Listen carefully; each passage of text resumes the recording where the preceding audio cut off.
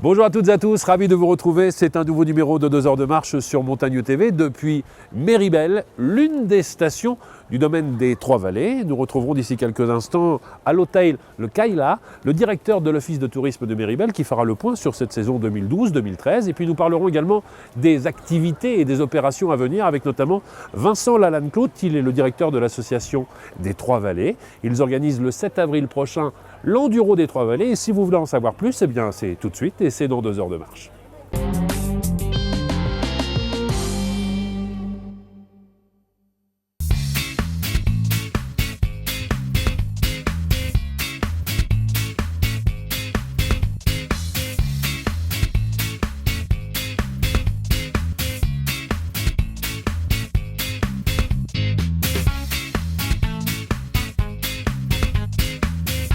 Deux heures de marche. Nous sommes à Méribel, nous sommes à l'intérieur de l'hôtel Le Kaila. Je suis avec le directeur de l'Office de tourisme, Christophe Guerdigon-Lecomte. Je suis ravi de vous rencontrer. Merci, moi aussi. Et ravi de vous retrouver dans cet hôtel. C'est le dernier né, plus ou moins, de Méribel. C'est le fleuron de Méribel qui a ouvert ses portes début décembre. C'est un 5 étoiles, c'est le seul 5 étoiles de Méribel. Une cinquantaine de suites, superbement bien réalisées, avec de la pierre, du bois. Vraiment, ça fait partie de nos plus beaux... Il n'y a pas à rougir par rapport aux autres grandes stations françaises. Effectivement, on est au niveau. On est au niveau, largement au niveau. On n'est pas vraiment derrière. Superbe hôtel avec 40 000 lits maintenant proposés sur Méribel, c'est ça? Sur la vallée de Méribel, nous sommes à 40 000 lits. Nous avons une vallée qui est assez grande. Ça part de Méribel-les-Alus, qui est le village authentique, jusqu'à Méribel-Motaré, qui est à 1800 mètres d'altitude. Donc tout ce cheminement fait 40 000 lits proposés à la clientèle française et internationale. Alors nous sommes au moment de l'enregistrement de cette émission, pratiquement fin mars. La première fois où je suis venu à Méribel cette année, c'était le 17 décembre. Je suis arrivé sous la neige et aujourd'hui c'est encore pareil. Vous en avez eu toute l'année. On a eu, comme toutes les stations, tout le domaine alpin et pyrénéen, de la neige, de la neige, de la neige. Et c'est vrai qu'on aimerait bien avoir un petit peu de soleil aujourd'hui parce que ça devient un petit peu compliqué. Nos organismes aimeraient bien avoir un peu de chaleur. Mais ça fait le bonheur des skieurs malgré tout. Attendez, nous avons 5 mètres de neige cumulée depuis le début de la saison d'hiver. C'est quand même très très bon. L'année dernière, on avait fini à 3,5 mètres. Donc vous voyez, on était largement. Et là, c'est parti encore pour toute la semaine d'avoir encore 40 ou 50 cm. Mais vrai, nos freeriders, nos vacanciers qui viennent tester ces pistes, qui sont magnifiquement entretenues par nos remontées mécaniques, écoutez, là, c'est le bonheur. Il n'y a pas un caillou, pas une tulipe non plus, mais pas un caillou. Et il y a eu un taux de remplissage exceptionnel?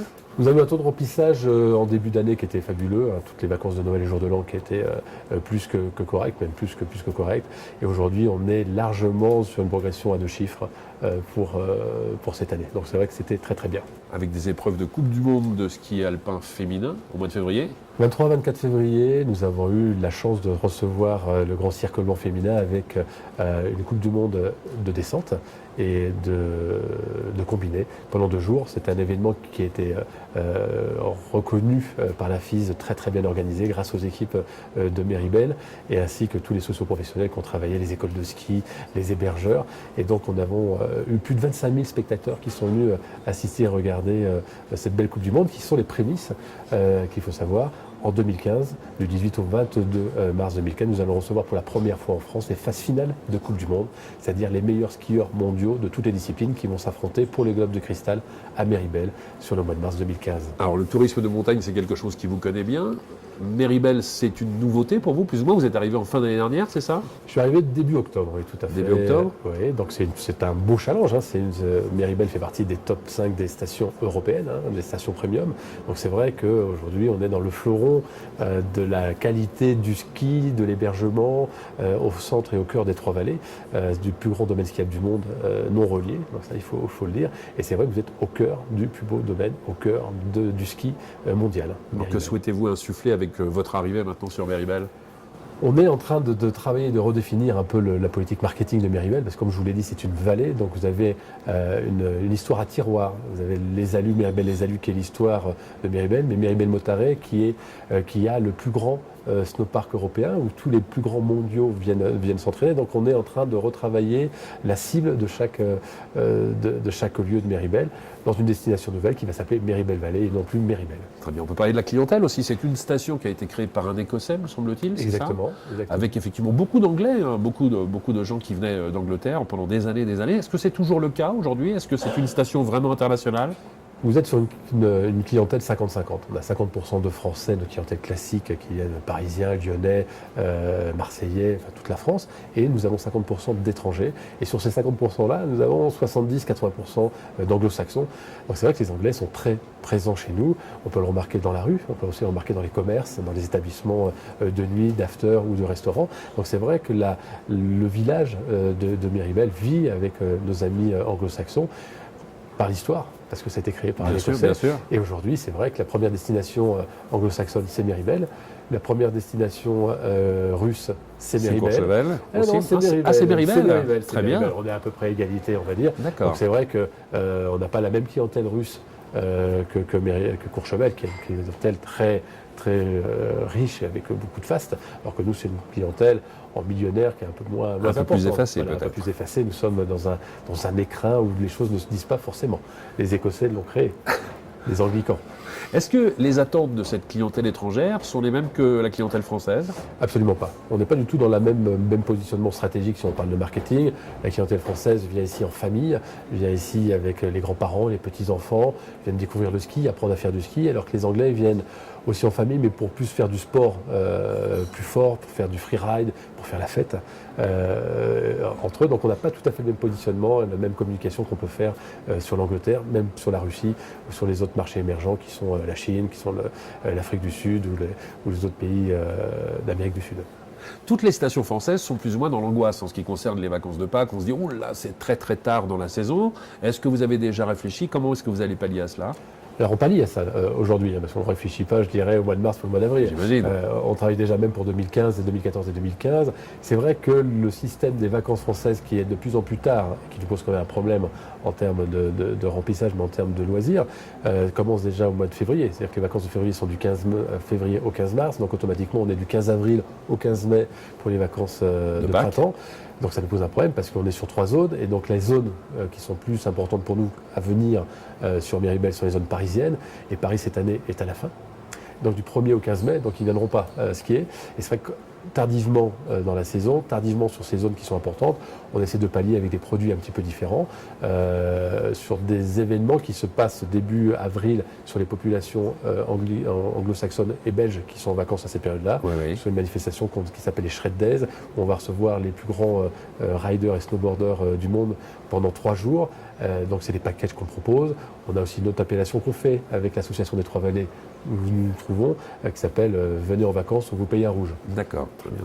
Mais ceci étant, venir pendant les vacances de Pâques, même sur cette période du 1er au 15 mai pour les Parisiens, c'est l'occasion peut-être d'avoir une mise en bouche pour découvrir ce qu'est la montagne en été. En autre chose, c'est vrai que les stations de ski comme Miribel proposent d'autres loisirs. Même quand vous venez skier, nous avons tout ce qui est remise en forme, qui est important, le spa, patinoire, etc. Et l'été, nous avons la possibilité de proposer un golf international de 18 trous, donc c'est pas rien. Nous avons le VTT, la randonnée, la remise en forme. Donc c'est vrai que ça donne la prémisse d'apporter à cette clientèle qui voudrait venir l'été, qui est quand même des paysans. Venir à la montagne l'été n'a rien à voir avec l'hiver, n'a rien à voir avec la mer. On a ce qu'on dit l'habitude, on a la climatisation à l'été, parce qu'il fait quand même frais, on n'a que 20 à 25 degrés par rapport à la côte où on est sur des 40. Et le golf de 18 trous, c'est quand même le plus beau et le plus haut. Vous avez un altiport, vous avez un certain nombre de pistes de VTT pour la famille et toute la remise en forme que l'on propose. Certains professionnels du tourisme à la montagne m'ont expliqué que cette année, peut-être plus cette année que les années précédentes, le consommateur justement voyait ses vacances à la montagne de façon complètement différente. On ne consomme plus du ski toute la journée du matin au soir. Parfois, effectivement, la notion de bien-être rentre vraiment dedans. On va se faire masser, on va profiter d'un spa, d'une piscine ou des choses comme ça. Est-ce qu'on est en train d'étendre les activités même au sein de Miribel? Bien sûr, on est en train d'étendre par rapport à la demande de la clientèle. Il ne faut pas se dire, il y a 20 ou 30 ans, quand nous allons skier avec nos parents, c'était du vendredi, on partait du samedi au samedi, on skiait 6 jours par semaine. Aujourd'hui, c'est plus tout le cas. Les gens viennent avec plus ou moins une remise en forme, viennent déstressés de toute l'année de travail. Et sur 6 jours de ski, on est sur du 4 ou 5 jours de ski et 2 jours de remise en forme, de balade, de raquettes, de spa, vraiment de loisirs détente. Et aussi, on voit que sur une semaine où les cadres supérieurs, parce que nous avons quand même une station, je dirais, haut de gamme, viennent travailler une journée aussi. Donc il faut s'adapter à tout ça et on propose des packages. On commence à travailler sur du midweek, du week-end, donc du 4 jours ou du 3 jours, ce qui permet à nos socio-professionnels de travailler aussi bien, parce qu'on ne vend pas le 4 jours comme le 3 jours pareil, et la plus-value aussi importante. Donc on essaye vraiment de s'adapter à notre clientèle qui va changer, qui va muter, parce que ça va être de plus en plus. D'abord, ça coûte assez cher de venir en vacances, donc on est obligé aussi de s'adapter au porte-monnaie. Il va se passer plein de choses à Méribel cet été. Je sors mon agenda, je coche les cases. De quelle date à quelle date dois-je être ici absolument ? Vous devez être ici sur tout l'été. Vous allez avoir des compétitions de golf internationales avec des pros. Vous allez avoir une semaine de magie avec les plus grands magiciens qui sont sur l'Europe. Vous allez avoir des Coupes du Monde de VTT. Vous allez avoir un salon qui s'appelle Alp Home sur l'habitat, que vous connaissez très très bien. Donc toutes les semaines, il y a quelque chose d'un petit peu différent. Apporter du nouveau à notre clientèle, du dépaysement. Et on fête aussi cette année les 40 ans du parc de la Vanoise. Nous sommes à la porte du parc de la Vanoise, donc permettre aux gens d'aller faire des randonnées, de voir aussi que Méribel, c'est aussi la montagne à l'état pur qui nous permet d'aller sur cette... Et dans un premier temps, il y a bien sûr le site internet de la station, on peut le consulter, il y a toutes les manifestations qui sont déjà annoncées. www.meribel.net. Vous avez tout ce qu'il faut. Christophe. Merci, à très bientôt. On va rester dans cet environnement exceptionnel et retrouver d'ici quelques instants Monsieur Vincent Lalanne-Clout, qui est le directeur de l'association Les Trois Vallées. Il nous expliquera effectivement ce qu'est cette association, quelles sont les différentes opérations qui ont été mises en place durant cette saison 2012-2013, et puis les rendez-vous à venir. En attendant, petite balade dans la station.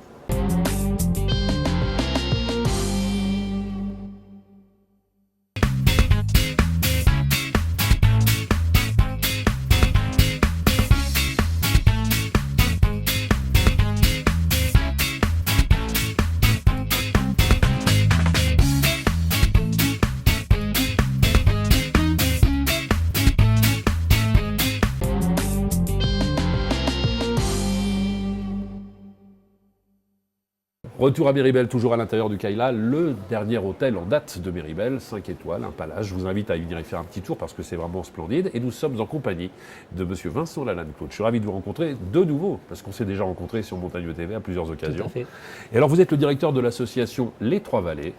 On va peut-être préciser dans un premier temps que les Trois Vallées, c'est pas essentiellement Courchevel, Méribel, Les Ménures et Val Thorens, ce sont d'autres communes aussi. Oui, tout à fait. Là, vous avez cité les plus célèbres, mais bien évidemment, il y a également la commune de La Perrière avec la station de la Tania, parce qu'on parle de commune et de station. Oui. Il y a la commune de Bride-les-Bains avec la ville de Bride-les-Bains, qui est une station thermale reliée à Méribel, et donc au domaine des Trois Vallées. Et puis en fait, la dernière née, qui est la station d'Orel, la commune d'Orel, avec la station d'Orel qui est en Maurienne, qui est à 6 km du tunnel du Fréjus, et qui est reliée directement à Val Thorens, et donc au domaine skiable. Et puis il y a plein de petits villages aussi, Saint-Martin-de-Belleville, Saint-Marcel, tout ça de notre côté. Saint-Martin-de-Belleville est en fait la commune mère d'Éménuire et de Val Thorens, mais c'est également une petite station, également une station village, oui, tout à fait. D'accord, ça fait combien de communes en tout ? En tout, il y a 6 communes qui gèrent 8 stations. D'accord. Et l'objectif de cette association, c'est quoi alors ? Alors l'objectif de cette association, elle date de 1974, au démarrage de la station en fait de Val Thorens, qui a bouclé à l'époque la création et le développement des Trois Vallées. Et en fait, elle vise à développer la marque et à assurer la promotion des Trois Vallées en tant que plus grand domaine skiable du monde. Et vous vous en occupez depuis combien de temps maintenant ? Je m'en occupe depuis la rénovation de l'association qui date de 2003, où les exploitants de remontées mécaniques se sont investis dans l'association et dans la marque Les Trois Vallées, puisque aujourd'hui, il faut savoir qu'il se vend plus de forfaits Trois Vallées que de forfaits de chacune des stations indépendamment. D'accord. Qu'est-ce qui fait la force des Trois Vallées ? Ce sont les remontées mécaniques super perfectionnées. Ça a été la première station à avoir un télésiège débrayable 8 places ici, c'est ça ? Oui, tout à fait. L'ensemble des Trois Vallées, de toute façon, sur l'ensemble des Trois Vallées, c'est souvent là où on a été les nouveaux testeurs et les précurseurs en termes de remontées mécaniques. Et ce qui spécifie les Trois Vallées par rapport à nos concurrents ou collègues, c'est surtout que c'est un passage naturel entre 3 vraies vallées, qui sont la vallée de Saint-Bon, la vallée des Alus et la vallée des Bellevilles. Et chacune de ces vallées est reliée par des crêtes, mais reliée de manière naturelle. On n'a pas eu à forcer la nature, comme on peut le trouver dans certains endroits. Donc c'est des points de bascule multiples et c'est un domaine skiable qui est naturellement accessible d'un côté à l'autre. Ça en fait le plus grand domaine skiable de la planète. C'est le domaine où c'est la station de Méribel qui comporte le plus de télécabines en France. Oui, parce que la station de Méribel est au centre, au cœur du domaine des Trois-Vallées, ce qui est son slogan d'ailleurs. 20 télécabines, c'est ça? Oui, voilà. Et vous avez la liaison effectivement qui est par rapport à la vallée, mais vous avez des télécabines qui partent de chaque côté de la vallée pour relier à l'ensemble du domaine skiable. Donc on est vraiment au cœur du domaine skiable. D'accord. Alors vous occupez de la promotion, bien sûr, de ce domaine skiable le plus grand au monde, on va le dire. On n'a pas honte de le dire. On peut le prouver en plus. On a fait des études. Parce qu'il y a toujours bagarre entre différents domaines. Il y a beaucoup de gens qui exagèrent. On a beaucoup de challengers, mais tous les gens qui viennent savent qu'on est les meilleurs. La semaine dernière, on recevait encore une délégation de Zermatt et qui a dit qu'on avait vraiment le plus beau domaine skiable du monde. Non seulement le plus grand, mais le plus beau. Il faut faire la promotion, il faut créer des événements aussi, ou peut-être des manifestations, ou une signature particulière. Easy Rider, c'est une des signatures que vous avez mis en place, c'est ça? Tout à fait. Easy Rider, c'était un moyen. Alors, on va expliquer ce qu'est Easy Rider, mais à la base, Easy Rider, ça visait à montrer que les Trois-Vallées, c'est pas seulement accessible à une élite de skieurs extrêmement bons et extrêmement performants, mais c'était de montrer que les Trois-Vallées, c'est accessible à tout le monde. Et on s'est dit à l'époque, pourquoi ne pas prouver que les Trois-Vallées, le plus grand domaine skiable du monde, soit capable d'enseigner à des gens totalement débutants. Donc le principe d'Easy Rider, c'est de faire un appel à candidature et une sélection d'une famille en France et d'une famille en Angleterre pour l'instant, et je pense qu'on ira l'année prochaine sur la Belgique, de prendre cette famille de non-skieurs. On fait un casting, hein, comme pour la télé-réalité, on a fait un petit casting, et ces gens-là, on les a pris de totalement débutants pour les transformer en une saison en bons skieurs. Alors pour ça, on les invite dans chacune des stations du domaine des Trois-Vallées. Ils viennent combien de fois? Ils viennent, alors selon la famille française ou anglaise, ils viennent entre 5 et 8 fois. En fait, donc ils découvrent chacune des stations des Trois-Vallées. C'est un partenariat avec l'école de ski français. Donc l'école de ski français à chaque fois les prend en charge. Il met en place des moniteurs. Et leur apprend à skier pendant toute la saison. Et on est assez fiers aujourd'hui. C'est la deuxième saison où on fait cette opération. Et on est assez fiers aujourd'hui d'avoir déjà créé une famille de skieurs de toutes pièces l'année dernière, qui étaient des gens qui étaient de la région de Montélimar. Cette année, pour les Français, c'est une famille de la région parisienne. Et pour les Anglais, c'est une famille qui est dans la banlieue londonienne. Voilà. Précurseur dans ce domaine, vous êtes les seuls à proposer ce genre de choses? On est les seuls à le proposer et à l'avoir garanti et à l'avoir testé. C'est-à-dire que l'année dernière, la famille, et ça va être le cas de la famille française cette année, la famille de Montélimar, qui a la famille qu'on appelle Easy Rider, qui devient un peu la mascotte du domaine skiable pendant toute la saison. On est parti de débutants complets, de gens qui n'avaient jamais mis les pieds sur des planches, et à la fin de la saison, ils ont participé aux Trois-Vallées Enduro, qui était une compétition amicale, accessible à tous. C'est une phrase d'Émile Allec qui exprime complètement la philosophie de votre démarche. Oui, tout à fait. La philosophie de notre démarche, c'est de dire qu'il est effectivement aussi facile d'apprendre à skier, voire plus facile que d'apprendre à marcher. Il suffit de se laisser glisser. Il suffit de se laisser glisser. Ça, c'est ce que disait Émile Allec. Hein. Et c'est bien complété par les écoles de ski français, dont le slogan était « Le plaisir, ça s'apprend ». D'accord. Est-ce que ces gens-là ont fait la promesse de revenir maintenant l'année prochaine? Oui, d'ores et déjà. La famille de Montélimar, d'ailleurs, est déjà venue en séjour, entre autres ici à Méribel, cet hiver. Mais ça reste nos mascottes. Ils ont participé à l'Enduro l'année dernière? Oui, ils ont participé à l'Enduro l'année dernière. Brillamment. Avec un moniteur, brillamment. Ils ont dû faire. L'année dernière, c'était une épreuve un peu spéciale, parce que c'était le 10e anniversaire. Mais l'année dernière, ils ont, si mes souvenirs sont bons, réalisé quand même 7 épreuves sur 10. Donc c'était déjà un très bon. Ils étaient bien classés. Là, je regarde le calendrier, c'est dans 2 jours. Hein. Tout à fait. Là, on a fait le plein. Les gens arrivent. On est prêts, tout va bien. On espère qu'on aura du beau temps. C'est souvent le petit déclencheur qui fait qu'on va avoir une session extraordinaire ou une session juste superbe. Voilà. Donc je pense que tout va bien se passer. On peut détailler un petit peu justement ces épreuves de l'enduro. C'est quoi? C'est un slalom, c'est une descente, c'est un mélange de plusieurs épreuves? Alors l'enduro, c'est une manifestation qui est également unique au monde, qu'on a voulu sur un domaine un peu spécifique, c'est-à-dire qu'on voulait qu'elle soit accessible à tous. C'est du ski amateur. C'est du ski réservé aux amateurs, donc on a 1500 personnes qui participent, on limite volontairement le nombre, on joue à guichet fermé pour des raisons plus que de sécurité, parce qu'on pourrait assurer la sécurité de plusieurs dizaines de milliers de personnes, mais c'est plutôt pour garantir un peu quelque chose d'un peu exclusif et une participation un peu originale avec des pistes qui sont fermées. Et le principe, c'est par équipe de 3 personnes. On a 3 catégories différentes dans lesquelles les gens s'inscrivent. Ce qu'on appelle les pros, qui en fait c'est une toute petite catégorie chez nous, ça sert un peu de maître étalon pour les temps. C'est les ouvreurs. C'est les ouvreurs, on va dire. On a la catégorie amateur sportif, qui est le gros de la troupe. Typiquement, c'est la bande de copains qui ont envie entre guillemets, de se tirer la bourre pendant toute une journée, à se faire des compétitions un petit peu les uns contre les autres, souvent équipe contre équipe. Et puis une catégorie dont on est très fier, qui est la catégorie famille. Donc là, c'est au minimum 2 voire 3 membres de la même famille. Ça peut être enfants. On a même des épreuves qui sont transgénérationnelles, enfin des équipes transgénérationnelles avec grand-père, père et fils dans la même équipe. Le but, c'est d'aller faire en une journée 7 épreuves sur l'ensemble du domaine, entre 7 et 9 épreuves. Des épreuves aussi variées que des slaloms géants, des border cross, tout un tas d'épreuves de ce genre. C'est forcément ski alpin, ça peut pas être ski de fond, ça peut pas être randonnée, ça peut pas être télémarque. C'est réservé au ski alpin à la base, mais des gens en télémarque ou en snowboard font la course de plus en plus. Mais c'est déjà quelque chose quand même, ça dure une journée, donc c'est assez conséquent. Et nous avons un splendide ravitaillement ici qui a lieu à Méribel-Mottaret, puisque c'est au centre, donc tout le monde se retrouve le midi. Très bien, c'est par équipe de 3. C'est par équipe de 3, et au départ des stations de son choix, des 4 grandes stations. D'accord, vous me disiez 1500 participants, j'imagine que ces 1500 participants ne rêvent que d'une chose, c'est de revenir l'année suivante. Oui, on a énormément de Vous fidèles ne pouvez pas aujourd'hui. les garder, autrement vous n'allez pas pouvoir prendre des nouveaux. C'est un petit peu notre souci, c'est-à-dire que maintenant, dès qu'on ouvre les réservations sur Internet, assez vite dans les premières semaines, on a les fidèles, les grands aficionados qui s'inscrivent, parce on est à la 11e, on va faire la 11e édition cette année, et on a des gens qui sont là depuis presque le début, qui font la course, qui reviennent chaque année. Notre grand plaisir, c'est que les gens décident de revenir au ski de printemps et calent un peu leur séjour de ski en fonction de cette manifestation. Donc ça, c'est assez formidable. Et on a aussi beaucoup de gens du coin. Est-ce que l'association organise également des événements durant l'été? Est-ce qu'on peut se projeter justement sur cette on a période? l'équivalent qui est le premier week-end de juillet, où on a le 3 VTT. C'est un peu la même chose, sauf que ça se situe sur 2 jours, avec une journée plutôt descente le samedi et une journée rando tour sur l'ensemble des 3 vallées, avec des boucles sur l'ensemble des 3 vallées accessibles avec les remontées mécaniques et en VTT. Et puis on organise aussi beaucoup d'opérations, et là plus à destination de nos clients dans les grandes villes européennes, des grosses soirées avec 2000, 3000. L'année dernière, on a fait une soirée à Lyon avec 3500 personnes. Et alors on m'a dit que votre application avait fait le buzz cette année.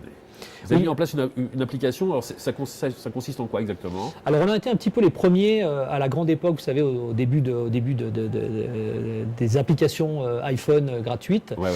On a été un peu les premiers à se lancer dedans avec un objectif très particulier qui était de dire on va pas faire une application gadget, mais on va tout de suite essayer de se mettre à la place. Le buzz de base, c'était de se dire qu'est-ce qui va faire enlever les gants à un skieur pour se servir de son téléphone, hormis pour répondre à ses mails et son téléphone. Et donc dès le début, on a conçu une application qui était une vraie aide sur le domaine skiable. C'est presque un plan des pistes bis, c'est-à-dire qu'on y retrouve le plan des pistes, mais on y retrouve également tout ce qui est ouvert, fermé, des conceptions d'itinéraires, retrouver ses amis. Vous pouvez des itinéraires proposés aussi. Oui, des itinéraires avec selon le temps, selon la période, selon ce qui est ouvert ou fermé. Et puis petit gadget qui fonctionne très bien aussi. On peut retrouver ses amis sur le domaine skiable. Donc, vous savez en temps réel où est-ce qu'ils se situent sur le domaine, et vous pouvez leur envoyer un push SMS en leur disant rendez-vous à tel restaurant d'altitude ou à tel endroit du domaine pour se retrouver. Est-ce que c'est aujourd'hui une des applications les plus téléchargées des domaines de skiable français? C'est la plus téléchargée du monde du ski de manière globale, pas que français. Et sur le l'App Store, on est assez fiers d'être en permanence toujours dans les 10 applications les plus téléchargées. Elle est totalement gratuite, et aujourd'hui, pour vous donner un exemple en termes de chiffres, on n'a pas loin de 300 000 personnes qui l'ont téléchargée, ce qui représente plus de 4,5 millions d'ouvertures de sessions depuis sa création. Donc c'est absolument phénoménal. C'est-à-dire qu'aujourd'hui, vous ne pouvez pratiquement pas échapper quand vous montez dans un télécabine à quelqu'un qui ouvre l'application dans le télécabine. Et qui regarde un petit peu. Et qui regarde dessus. Voilà. Très bien. De toute façon, être aujourd'hui sur Internet comme sur les réseaux sociaux, ça paraît assez incontournable. J'en profite d'ailleurs au passage et je vous remercie parce que nous avons dépassé cette semaine les 20 000 fans sur Facebook, Bravo. sur les réseaux sociaux. Donc effectivement, il y a plein de gens qui regardent aujourd'hui Montagne TV et on en parle autour de soi. On retire bien la date, c'est ce week-end. Oui, le 7 C'est la avril. 11e édition ou 12e? C'est la 11e édition. 11e édition de l'Enduro. Merci mille fois, Vincent. Merci à vous. Merci. On va continuer à parler montagne, à parler également adrénaline, avec un documentaire qui est actuellement en train de passer sur Montagne TV. Et je vous invite à le regarder. Je vous en propose quelques images maintenant. C'est le portrait d'une Suissesse. Elle s'appelle Géraldine Fasnacht. On va la retrouver en faisant du wingsuit en Antarctique. Vous savez, ce sont ces combinaisons de chauves-souris avec lesquelles on fait plus ou moins du vol libre. Mais attention, si vous avez le vertige, s'abstenir. Et on la retrouve également sur la plus haute marche des X-Trails de Verbier. Exact. En snowboard cette fois-ci, c'est une grande championne. Regardez quelques images et on se retrouve très prochainement sur Montagne TV pour un autre numéro de 2 heures de marche. Au revoir.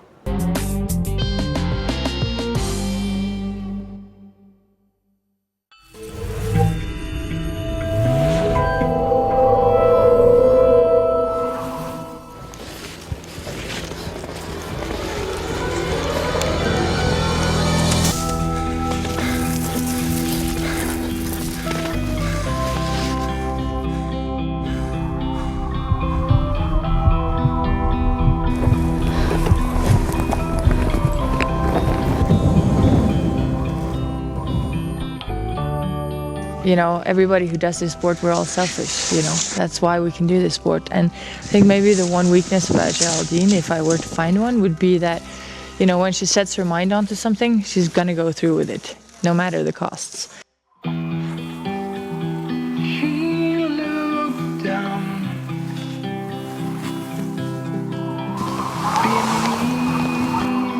beneath Bah là, si tu passes, t'es Batwoman là.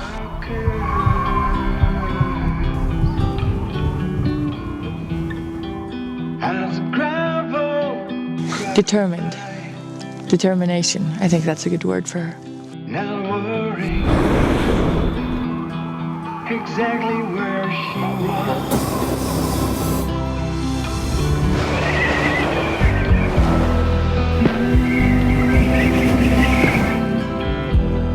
Bah, c'est comme une drogue, hein. Au moment où on y retouche, on a l'impression on se demande comment on a pu s'en passer aussi longtemps et on ne sait pas comment on pourra s'en passer, quoi.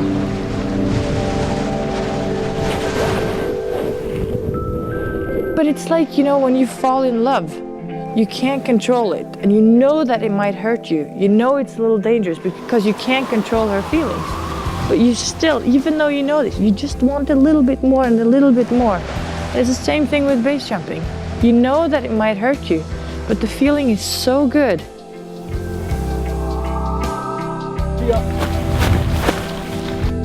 Seb, il avait toujours tellement peur pour moi.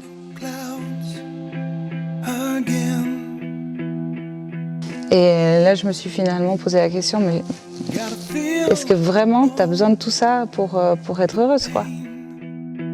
That takes us to the ground. I've suffered so much. I don't deserve to be in the sky alone.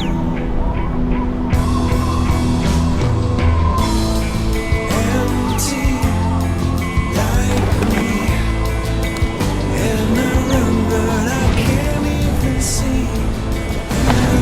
On a toujours le choix de rire ou de pleurer dans la vie et moi j'ai choisi de rire.